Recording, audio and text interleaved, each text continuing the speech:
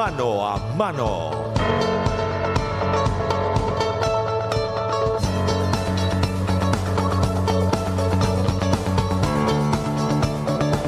°C la temperatura en Ciudad Capital, 22,1 en Paraguay. ¿Cómo están ustedes? Con mucho gusto arrancamos otra edición de Mano a Mano a través de C9N y rápidamente ya saludamos a uno de nuestros invitados. Don Jorge Mendelson, gracias por estar allí. Buenas noches, ¿cómo le va? Muy buenas noches, Roberto. Muy buenas noches a toda la gran audiencia. El peor momento de la pandemia, sin hablar de todo cuanto significan nuestros hospitales, lo dejamos para el siguiente bloque. En términos comerciales, ¿también eso se refleja? Sí, evidentemente. Existe una preocupación enorme por la situación sanitaria y eso repercute en forma inmediata y directa en todo el movimiento económico del país. Por supuesto que sí. ¿Qué dice el decreto para con el estamento de ustedes, el último? Estamos hablando del decreto que va a salir, todavía no sabemos porque nos dijeron que va a salir recién mañana. Ajá. Ya está preanunciado que están para hacer un cierre general para ir a fase 0 o similar. O sea, evidentemente estamos yendo a un nuevo confinamiento.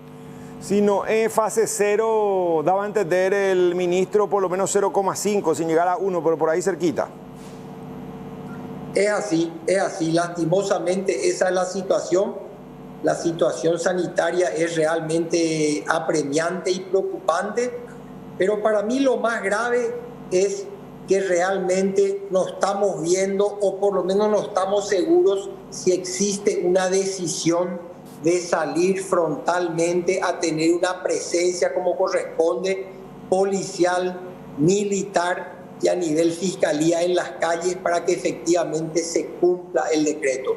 Porque si solamente los formales vamos a tener que ceñirnos al tema de cerrar nuestras puertas, yo no creo ni que sea justo ni que sea la solución, porque si no se corta del todo la actividad, tampoco va a tener resultado positivo lo que se está haciendo, que es buscar bajar el contagio. Da la impresión que se está calafateando, remendando y finalmente faltaría un sinceramiento general por parte del gobierno y la ciudadanía también, que tenemos una alta cuota de responsabilidad, ¿no? Pero sin duda. Yo creo que es muy importante la labor de concientización. Nosotros desde nuestra Cámara incansablemente estamos trabajando en eso. Es más, la semana pasada lanzamos una nueva campaña de concientización social, realmente preocupados ante el escenario que veíamos venir, que todos veíamos venir, no es nosotros. Pero lo que nos preocupa a nosotros es si el trabajo de concienciación no funciona o no es suficiente. Ahí tiene que estar la fuerza pública, decreto mediante, para exigir el cumplimiento de los protocolos sanitarios. Y esa es la pata que nosotros desde el sector empresarial creemos que está fallando o que está faltando. Instar solamente pareciera ser que no alcanza. Hace falta ese poder coercitivo y más que coercitivo a lo mejor no se llega a ese extremo, pero por lo menos intimidatorio. Y evidentemente venimos viendo que es tal cual como estás diciendo, porque estamos hace tiempo peleando con la concientización, pero hay todavía una franja de personas o que se mueven en la informalidad, o que el virus no les asusta, o que creen que eso les va a pasar a otro, y lastimosamente los hospitales están abarrotados y hay gente que ya no está pudiendo ser atendida. Eso es lo más triste. A un año de la pandemia y con la vigencia de las restricciones, ¿cuál fue un mes relativamente de repunte en donde ustedes decían, bueno, se van moderando los resultados, las proyecciones son optimistas? Porque ahora evidentemente que apuntamos de nuevo para abajo. Exactamente así. Nosotros desde nuestro gremio empezamos a sentir la reactivación económica a partir del mes de noviembre del año pasado. Ahí recién se acabó la caída y empezó el repunte, lógicamente muy tímido, muy lentamente, pero repunte al fin. Diciembre fue un mes que dentro de todo fue mejor que el esperado, porque no éramos muy optimistas. Enero seguía viniendo bien y a partir del mes de febrero es que empezamos a trastrabillar, justamente en coincidencia con la situación sanitaria que evidentemente se empezaba a descomponer. De cada 10 operarios empleados que trabajan con ustedes, ¿cuántos todavía siguen o cuántos ya fueron otra vez redesvinculados aguardando una mejoría? No tengo esa información precisa porque nuestro gremio hace referencia a los centros comerciales en sí, pero también estamos, digamos, soportados por todos los locales que componen nuestra cadena de valor. Juntos ambos hacemos alrededor de 30.000 personas contratadas a través de nuestro gremio, pero como te decía, eso es tanto los centros comerciales como los locales que lo componen. Sí te puedo decir que hay todavía gente que sigue suspendida desde hace muchos meses atrás, y yo creo que con esto la brecha se va a ampliar, porque la gente ya no tiene condiciones, si es que tiene que volver a un confinamiento, ya no tiene condiciones con la incertidumbre reinante de no tener que prescindir de recursos humanos, lastimosamente.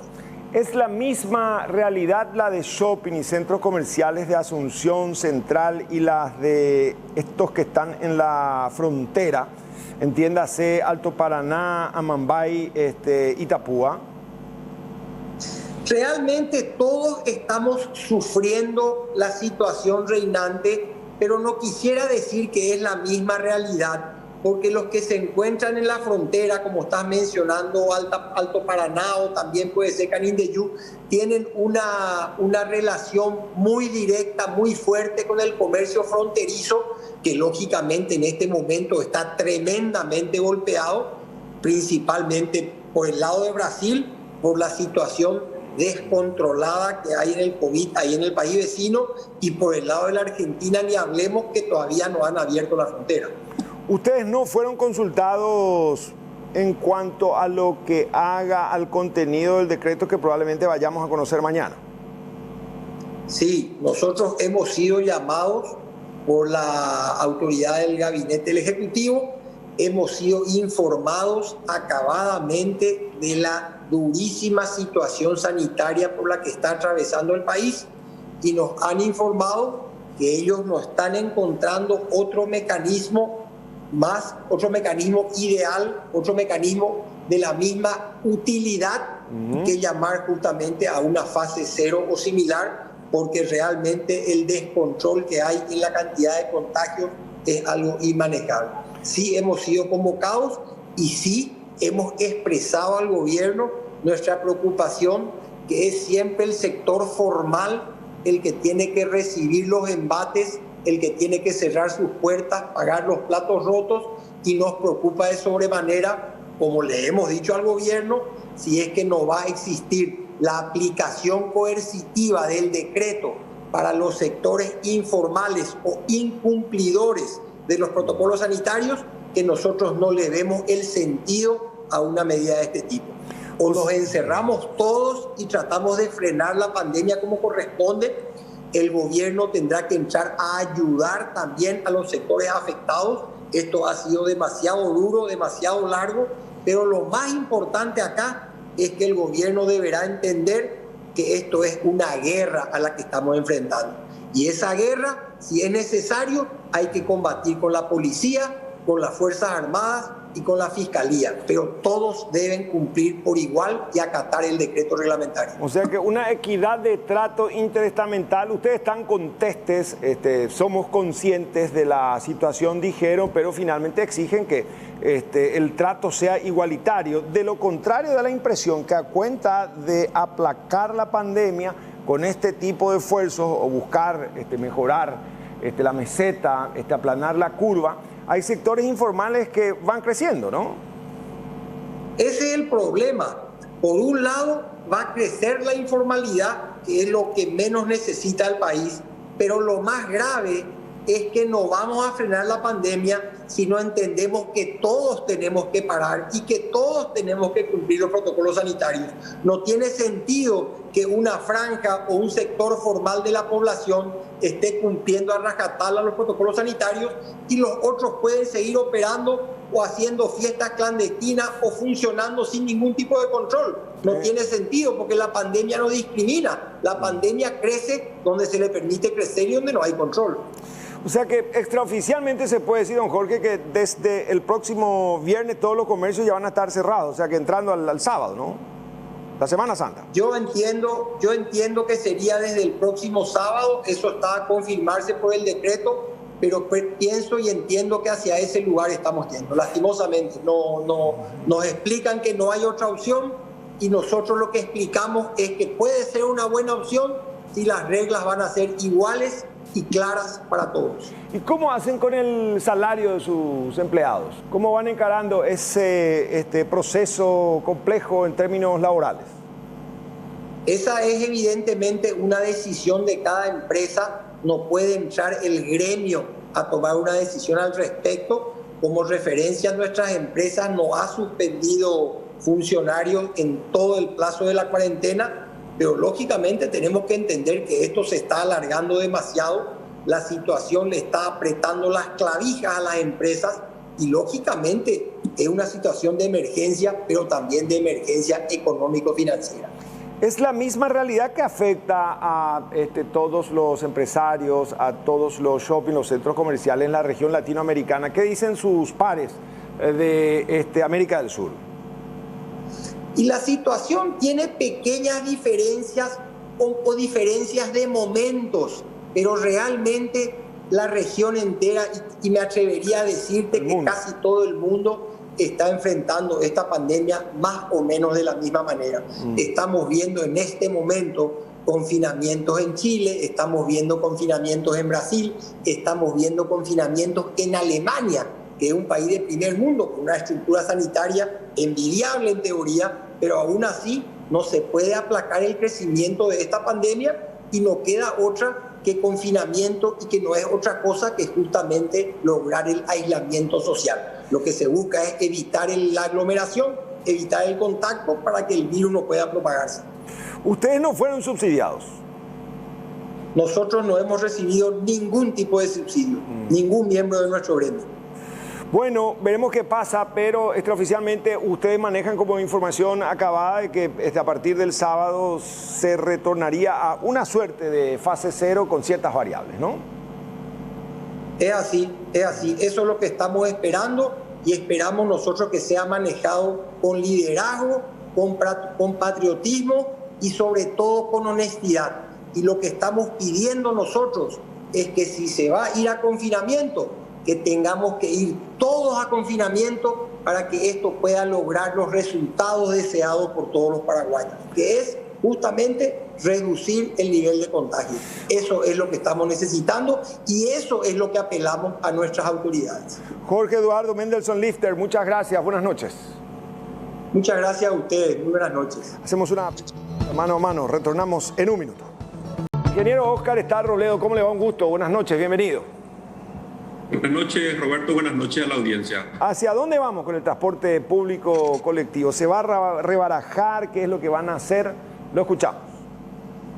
Sí, básicamente ahora se creó el Consejo Asesor de la Tarifa del Transporte Público Metropolitano, que está integrado por todas las instituciones relacionadas del sector público con la tarifa de transporte público, como el Ministerio de Hacienda, el Ministerio de Industria, SEDECO, la Secretaría de Defensa del Consumidor, la STP, el Ministerio de Obras Públicas, por supuesto, a través del Viceministerio de Transporte y todos los gremios, ¿verdad? Y la misión de este Consejo Asesor es evaluar la estructura tarifaria, analizar y evaluar la estructura tarifaria y sugerir cambios si son necesarios, ¿verdad? Y esto es muy oportuno en este momento porque nosotros contamos ahora con una herramienta muy importante que es el billetaje electrónico. El billetaje electrónico nos permite saber día a día cuántos pasajeros se están transportando y cómo lo están haciendo, ¿verdad? O sea, en qué momentos están siendo transportados, por qué itinerario están trasladándose, y eso nos permite revisar completamente el sistema tarifario por un lado, pero en general todo el sistema de transporte público también, ¿verdad? Para dar un ejemplo, hasta ahora se está pagando el subsidio, por ejemplo, en base a estimaciones, ¿verdad? Estimaciones que se hacen años atrás, ¿verdad? Porque la estimación se hace en base a conteos que se hacen en la calle, grandes, que tienen un costo enorme y no se pueden hacer todos los años o todos los meses. Y eso ahora dejó de ser necesario. Ahora sabemos exactamente cuántos pasajeros se están transportando y vamos a pagar el subsidio por cada pasajero que fue transportado cada día o cada semana o cada mes, ¿verdad? Eso genera un cambio enorme en el paradigma de la forma de abordar la tarifa pública y eso hace que este abordaje que vamos a tener desde el punto de vista de todos los actores, ¿verdad? Tanto el sector público como el sector privado, sea mucho más útil, yo creo, y que genera una oportunidad para cambiar el sistema de tarificación. ¿Hay nuevos actores en esa mesa de negociación o no? No, son todos los representantes de los gremios de transporte público metropolitano y el Ministerio de Hacienda, el Ministerio de Industria, la STP y SEDECO, ¿verdad? Que son actores que nosotros creemos que tienen que también participar en la evaluación de la tarifa del transporte público, ¿verdad? O sea, no es una cuestión solamente del Ministerio de Obras Públicas, menos del Viceministerio de Transporte solamente, sino que tiene un impacto en toda la economía, ¿verdad? Por eso creemos que el Viceministerio de Economía, del Ministerio de Hacienda, el Viceministerio de Comercio, del Ministerio de Industria y Comercio, tienen que tener una participación activa y abordar todos juntos la tarifa de transporte público. Básicamente los números, los datos que vaya a aportar el billetaje electrónico sería entonces la principal variable dentro de todo lo que pueda significar romper el viejo paradigma. Sí, totalmente. Eso nos permite ver cómo está funcionando el sistema día a día. De 1.100.000 que teníamos las estimaciones que se hicieron en base a conteo, ahora estamos viendo que aproximadamente hay 500.000 viajes por día, por ejemplo, ¿verdad? Claro que en una situación coyuntural especial por el tema de la pandemia afecta fuertemente la cantidad de viajes que se realizan por el hecho de que hay menos movilidad de la gente se mueve menos, se queda más en su casa y también por el hecho de que la gente tiene temor en algunos casos de subirse al transporte público, ¿verdad? Entonces, eso tiene un fuerte impacto y estamos viendo que hay la mitad de pasajeros de lo que había hace algunos años cuando se hizo la estimación, pero eso podemos verlo todos los días, podemos ver hora a hora, ¿verdad? Y eso nos permite hacer políticas tarifarias, pero también en general de transporte público con una herramienta que nos permite ver la realidad de una forma casi online, ¿verdad? Inmediata, día a día. A eso iba cuando dice, no solamente nos vamos a detener en la recomposición de la política tarifaria, porque cada vez que se pretende retocar el costo del pasaje es que salta esta problemática, da la impresión que nunca nos fuimos al fondo de la cuestión. ¿Por qué ahora tendríamos que creer que efectivamente se va a apostar a una cuestión marco? Insisto, cada tanto las famosas y odiosas reguladas que hacen que los actores gubernamentales tengan que despertarse. Ahora, ¿por qué hay que recreer en ustedes?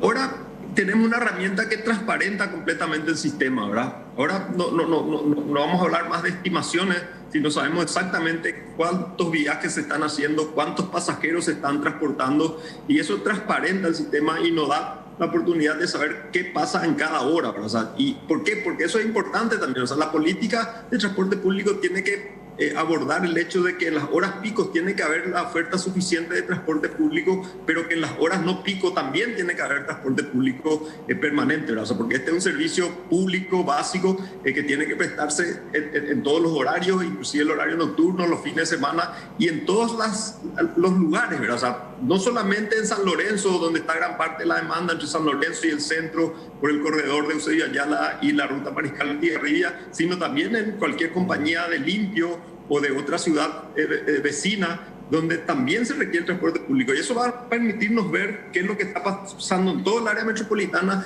y a partir de ahí determinar las políticas, ¿verdad? También vemos mucha apertura de parte del sector privado. De hecho, esta propuesta de asignar el subsidio no ya a las empresas, sino a los usuarios del transporte público, ¿verdad? Porque se va a pagar solamente por los viajes que el transporte público, que el usuario del transporte público realiza realmente, fue una propuesta del sector privado, ¿verdad? Que nosotros acogimos con la mejor, creemos que es lo mejor que se puede hacer y entonces vamos a avanzar en esa dirección y eso va a empezar a transparentar ya de una manera bien significativa la forma de pagar subsidios. ¿Y cuál es la garantía que si no están de acuerdo los empresarios manifiesten un sí de fachada, de maquillaje, cosmético y al final en la práctica apuesten de nuevo a las reguladas?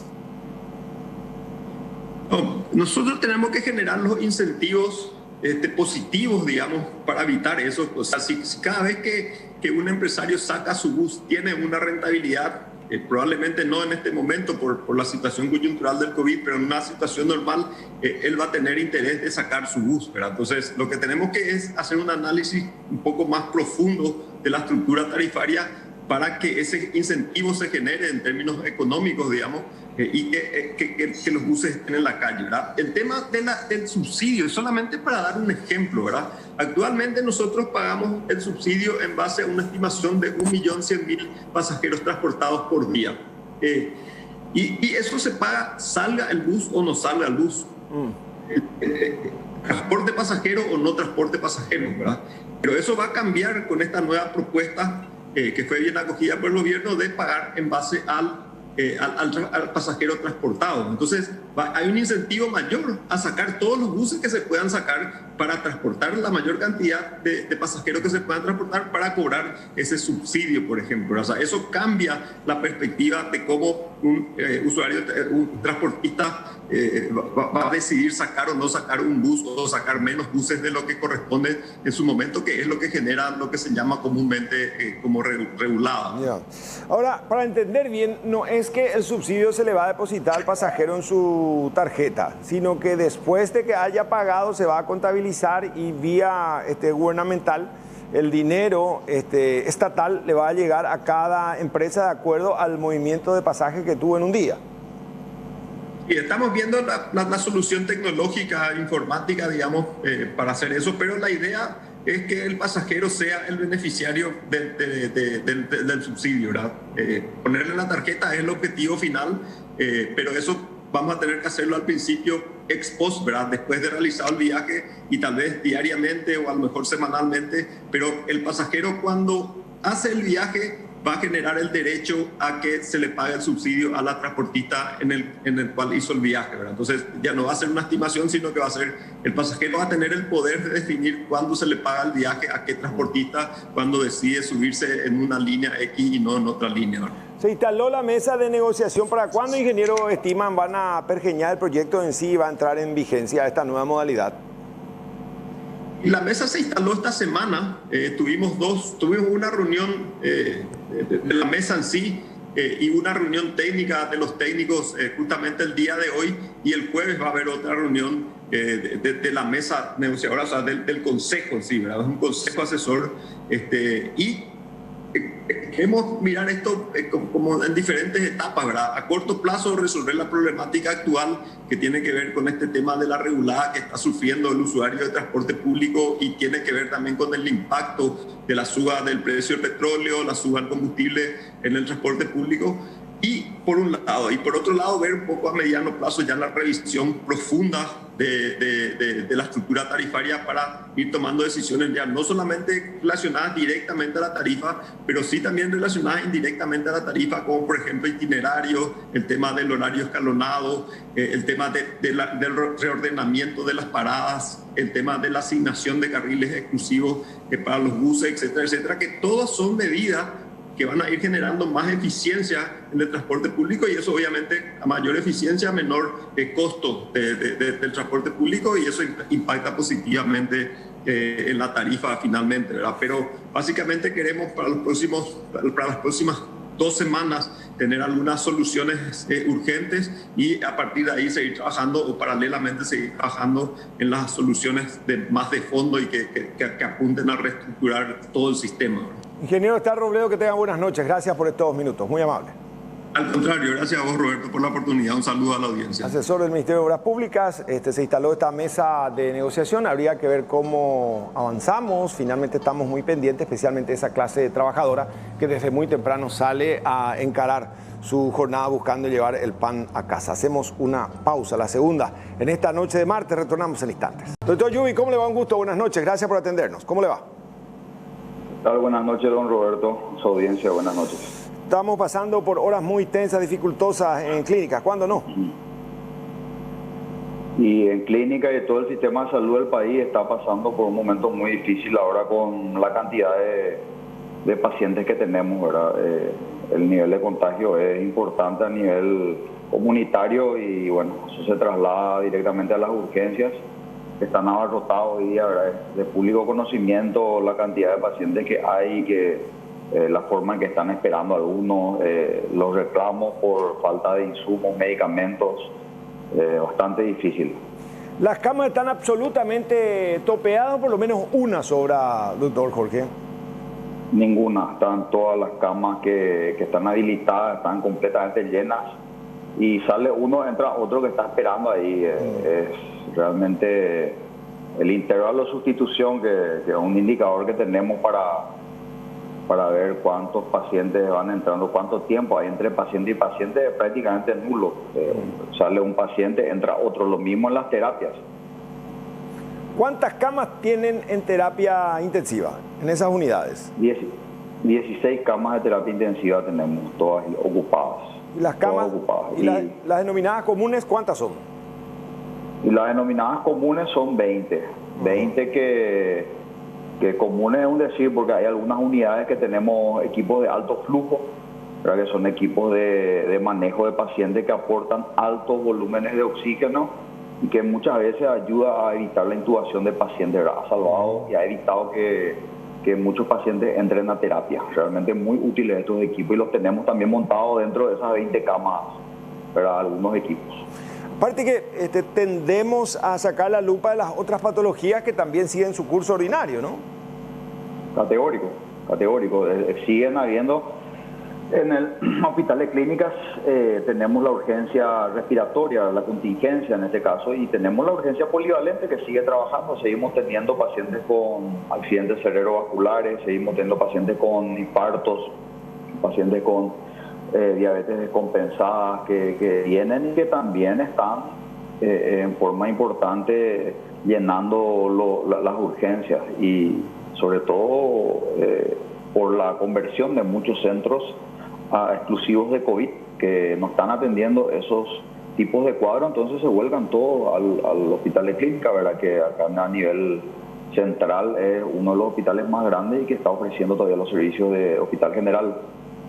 ¿Se hace lo que se puede o más de lo que se puede, doctor Yubi? Porque veo que están intentando ampliar la cantidad de camas, solicitan también la contratación de un nuevo grupo de personal de blanco, pero francamente es desesperante la situación.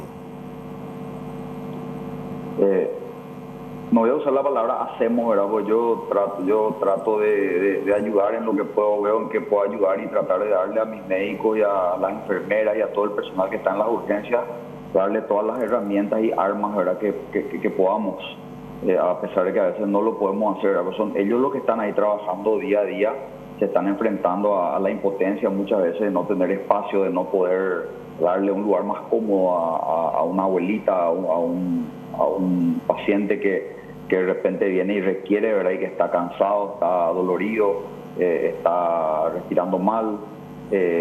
Si queremos ampliar, ampliar, realmente nos dimos cuenta que, salvo que tomemos otras medidas que ahora mismo no son posibles, ya va a ser difícil, ¿verdad? La otra vez colapsó nuestro sistema de red de oxígeno, debido a la cantidad de tomas de oxígeno que están funcionando, ¿verdad? Tenemos tanta cantidad. Nosotros tenemos, desde el año pasado, tenemos en total 16 camas nuevas de terapia intensiva, que son todas respiratorias y todo con un uso de oxígeno al 100%. Después tenemos las 20 camas que prácticamente todas están con pacientes con oxígeno, y las máquinas de alto flujo también que tienen gran consumo de oxígeno, más en las áreas de internaciones comunes, ¿verdad? No COVID.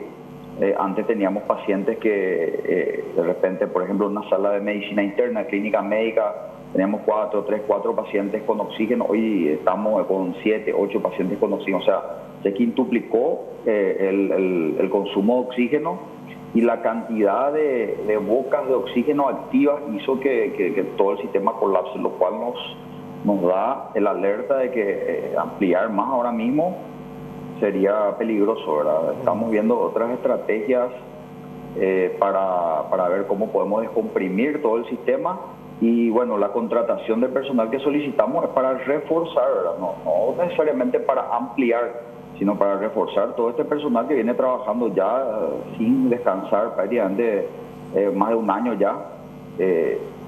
Hay que recordar que el año pasado tuvimos en esta época la epidemia del dengue, donde se suspendieron todas las vacaciones, mucho del personal no salió de vacaciones. Acto seguido iniciamos con el COVID, que tampoco nadie salió de vacaciones, y después empezamos a dar vacaciones como pudimos, ¿verdad? Para que la gente pueda descansar un poco más o traer las bajas que tenemos por las cuarentenas, las exposiciones, los compañeros con COVID. Pero hoy tenemos compañeros atendiendo compañeros en la terapia, en las salas de contingencia. O sea, es realmente muy difícil todo y bueno, cuesta mucho poder enfrentar, ¿verdad? Y como digo, esto no es solamente en el hospital de clínica, es en todos los servicios de salud del país. Doctor, ¿y cuáles serían las alternativas a las cuales ustedes hacen alusión cuando dicen buscaremos otras mecánicas, otras alternativas válidas que no sean justamente la ampliación de camas?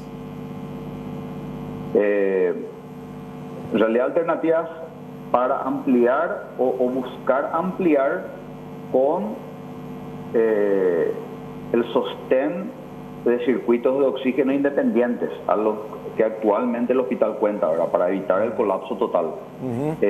Estamos viendo pabellones como los que se hicieron en el INERAM y en Itagua, que son pabellones muy modernos que tienen su sistema de oxígeno independiente con sus reservorios y tienen disponibles camas de internación, inclusive se pueden convertir en terapias intensivas, ¿verdad? Ahí tenemos un problema dentro de la ampliación también, que no solamente el espacio físico, no solamente las logísticas, porque medicamentos también es importante. Hoy en día ya nosotros trabajando directamente con el Ministerio de Salud, ¿verdad? Y viendo la logística de medicamentos, estamos tratando de que no le falte al paciente, ¿verdad? A pesar de que no podemos cumplir siempre en un 100%, ¿verdad? De repente la disponibilidad, no hay disponibilidad de medicamentos, se consigue el medicamento, se trae, bueno, así estamos, ¿verdad? En un tira y afloje con esta situación, ¿verdad? Y los recursos humanos son importantes, ¿verdad? O sea, una cama en terapia o personal especializado no solamente depende del médico, depende de la enfermera, o sea, hay muchas circunstancias también, y no contamos con toda la cantidad de personal que podemos, que requerimos para habilitar muchas más camas de terapia. Doctor, y cuando están en una encrucijada, cuando son sometidos a una disyuntiva entre un paciente A y paciente B, ambos graves, ¿cómo hacen? Pues, finalmente ha de ser muy difícil una tarea de esa naturaleza. Y es difícil, ¿verdad? Hasta ahora, Dios quiera que no tengamos que tomar decisiones y decidir, ¿verdad? Pero el espíritu que tienen los colegas, ¿verdad?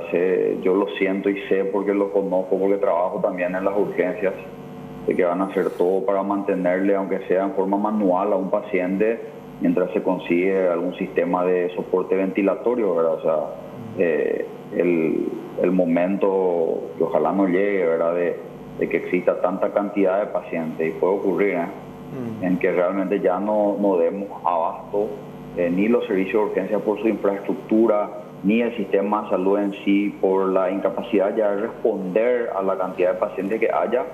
Y bueno, como se hace el triaje de guerra, elegir quién tiene más chances.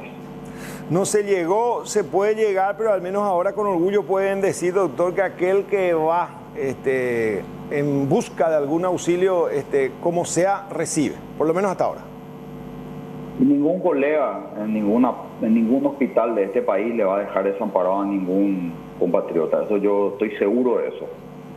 No estoy, sé que no estoy mintiendo al decir eso, y sé que cada uno de ellos va a hacer lo que sea, darle el sostén que sea, buscar la forma que sea para tratar de salvar la vida de otro compatriota que está viniendo y que está necesitando. Hoy día la solidaridad más que nunca, ¿verdad? Se debe hacer sentir, porque estamos pasando momentos muy difíciles dentro de los hospitales, ¿verdad? Posiblemente en el día a día mucha gente no aprecie, no vea, no sienta esa presión que existe, pero en los hospitales sí se siente la angustia, se siente la impotencia, no solamente de los familiares que están velando por sus pacientes que están seguramente en las terapias o aislados en las áreas de contingencia, sino del personal de salud también que está desgastado, que está cansado, que se arriesga día a día, que tiene familia, que tiene familia enferma también muchas veces, ¿verdad? Entonces hay muchas circunstancias que no se tienen en cuenta, ¿verdad? A la hora de decir que está o no está el sistema colapsado, que se pudo o no haber preparado, ¿verdad? Nosotros estamos hablando de un sistema de salud con deficiencias históricas, ¿verdad? No podemos pretender en un año, en 6 meses, reparar todo aquello que tuvo que ser una proyección o un proceso ininterrumpido de inversión y crecimiento, ¿verdad? De proyección en tecnología, de proyección en formación de personal, de proyección en servicios de salud a nivel país, ¿verdad? Y más que pregonar una salud gratuita, ¿verdad?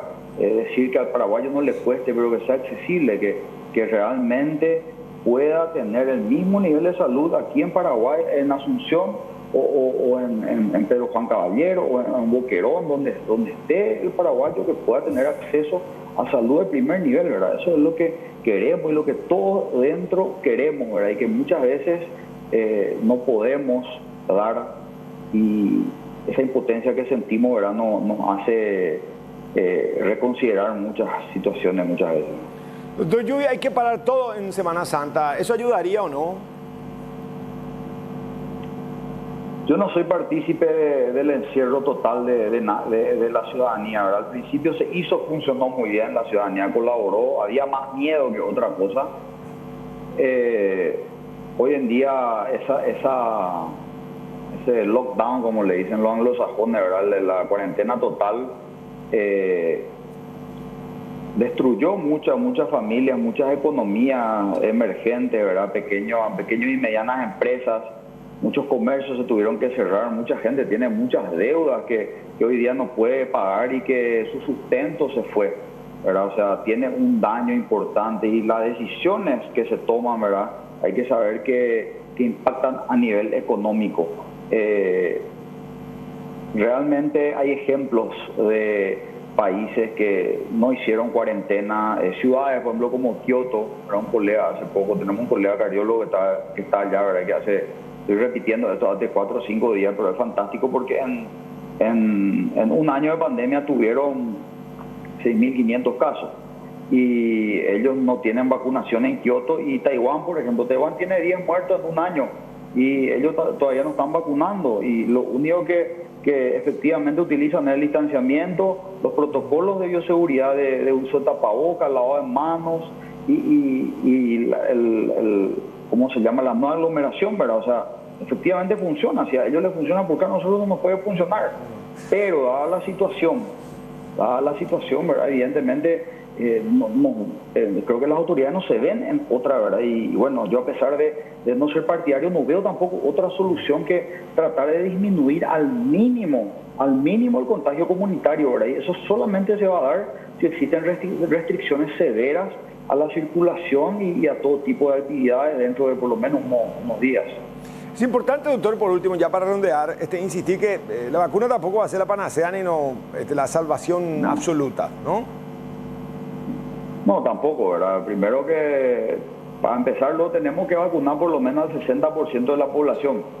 Estamos hablando de 4.200.000 paraguayos y estamos hablando de 8.400.000 dosis, ¿verdad? Y con la dificultad internacional que existe para la adquisición de vacunas, ¿verdad? Porque no es así que te vas nomás y llevas la platita y comprar, ¿verdad? Ahora no hay oferta. Esto es una situación muy difícil en donde realmente va a costar, creo, conseguir la vacuna, y se está consiguiendo, ¿verdad? Algo por lo menos se está trayendo, y una vez que se vacune, si llegamos a vacunar toda esa cantidad, evidentemente la vacuna protege contra formas graves.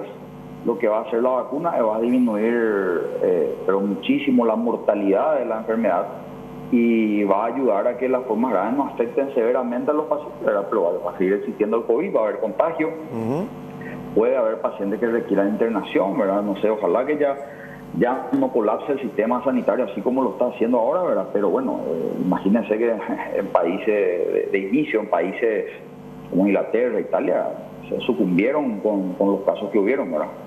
Doctor Yubi, feliz resto de jornada, que tenga un buen descanso y gracias por estos minutos. Muy amable.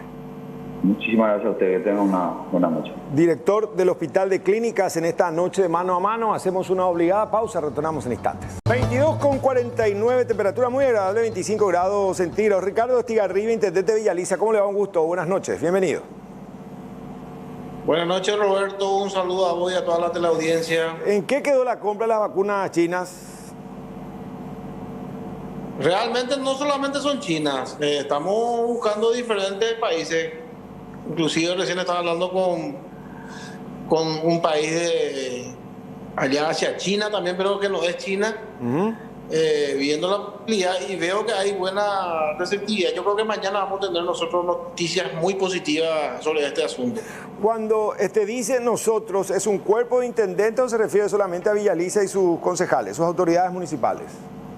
No, esto arrancó primero Ciudad del Este, nosotros también arrancamos con ellos, ¿verdad? Y luego se fueron acoplando todos los intendentes. Hoy tuve la visita de 3 intendentes del país, en el cual están interesados en la vacuna. Ahora yo creo que si la vacuna tiene un precio accesible y de repente es rápida la entrega, se van a sumar todas las intendencias. Eso le conviene al gobierno para descomprimir un poco también la presión social que está teniendo, porque no pudimos nosotros vacunarle a ningún ciudadano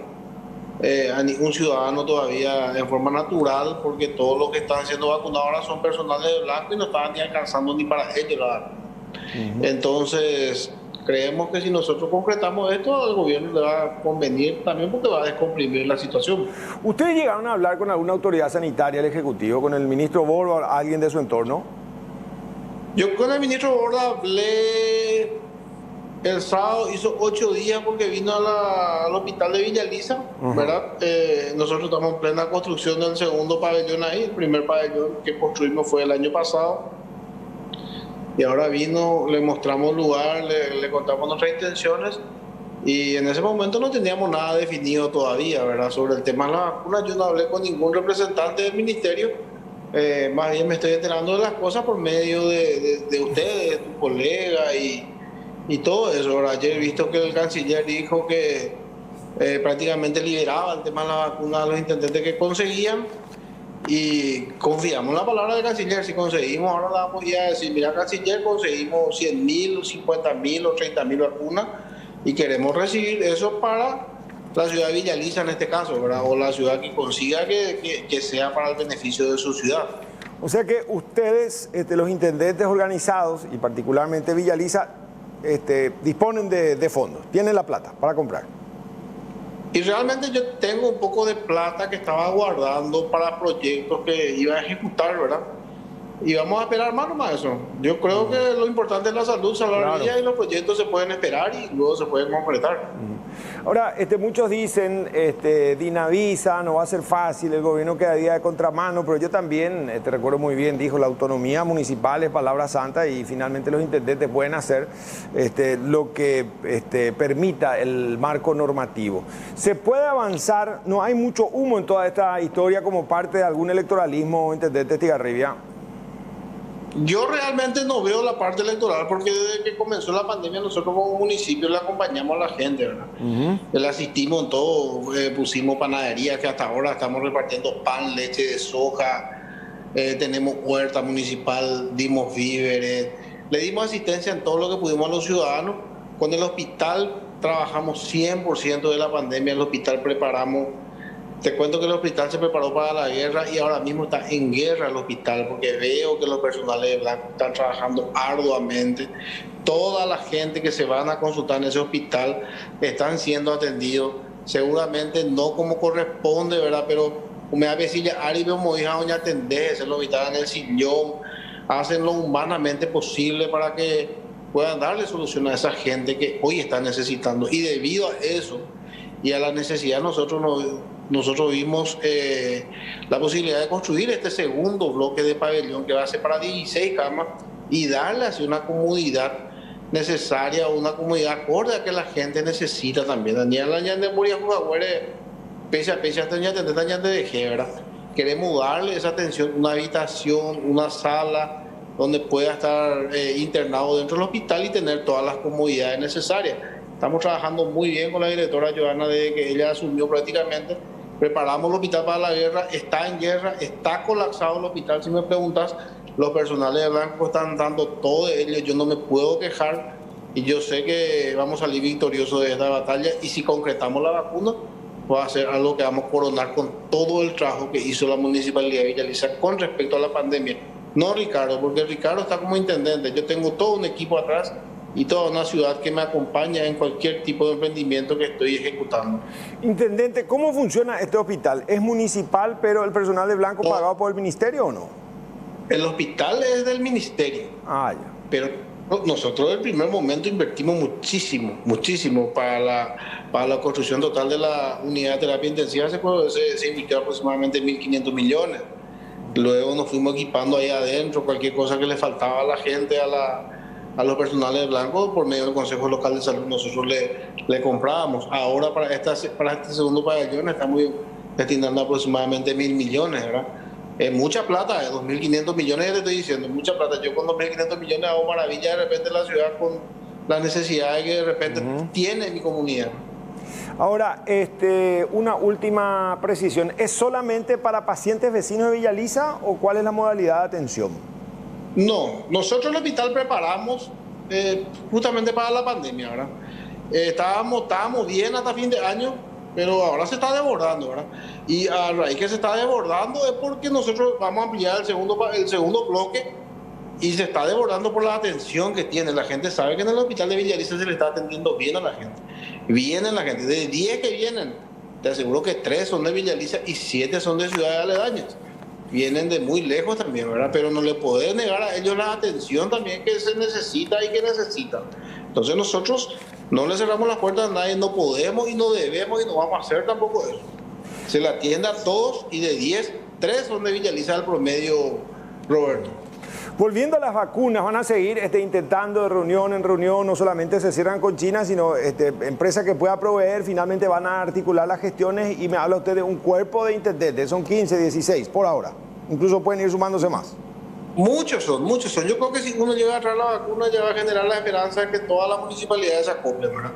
Yo recién estuve en contacto con un país extranjero, con la persona, hay buena predisposición, mañana en la mañana responde una de las cartas que le envié, ¿verdad? Le pedí 50.000 dosis en una carta, en otra carta le pedí 100.000 dosis de otra marca, de otro laboratorio, y me dijo que es factible, ¿verdad? El tiempo y el costo de la vacuna me responderían mañana, y una vez que yo tenga eso también voy a socializar, y una vez que de repente ahí sí me voy a hablar con el ministro para mostrarle toda la característica de la vacuna, la certificación de la vacuna y pedirle el acompañamiento en el proceso en el cual llega la vacuna. O sea que pretenden tener primero algo en mano y después articular la gestión a nivel ejecutivo, gubernamental. Y claro, Roberto, porque de balde voy a hablar con ellos sobre hipótesis. Yo le tengo que llevar el laboratorio, sí. ¿Cuál es el laboratorio? ¿Qué condiciones tienen? ¿Qué precio tienen? ¿Cuándo llegaría? Acá lo importante es cuándo llegaría. Y el precio que no sea de repente muy excesivo, ¿verdad? Pero lo que pasa es que no hay vacunas, ¿verdad? Nosotros estamos consiguiendo vacunas en una parte, ¿verdad?, del mundo, y me prometieron que mañana me responderían en cuánto tiempo podrían entregar, porque todos los laboratorios tienen comprometido por meses, claro, ya la producción para los diferentes tipos de países que hoy están sufriendo el tema de la pandemia, a nivel mundial de la pandemia, pero muchos países ya compraron la producción general de los laboratorios. O sea que cada intendente está haciendo de gestor en particular y después van a tratar de generalizar. Lo importante es conseguir dentro de esta desesperación masiva. Nosotros dividimos los trabajos, o sea, Miguel está intentando por una parte, yo estoy intentando por otra parte, de repente Lucas Lanzoni está intentando por otra parte, y el que sale, sale. Al que sale luego le seguimos, ¿verdad? Bueno, intendente, gracias por estos minutos, hasta otro momento, muy amable. Gracias, Roberto, un saludo. Gracias. Ricardo Estigarribia, de Villa Elisa. Así ajustamos otra edición de Mano a Mano, temperatura muy agradable, otoñal en Ciudad Capital. Nos reencontramos el próximo jueves. Cuídese, muchas gracias y buena suerte.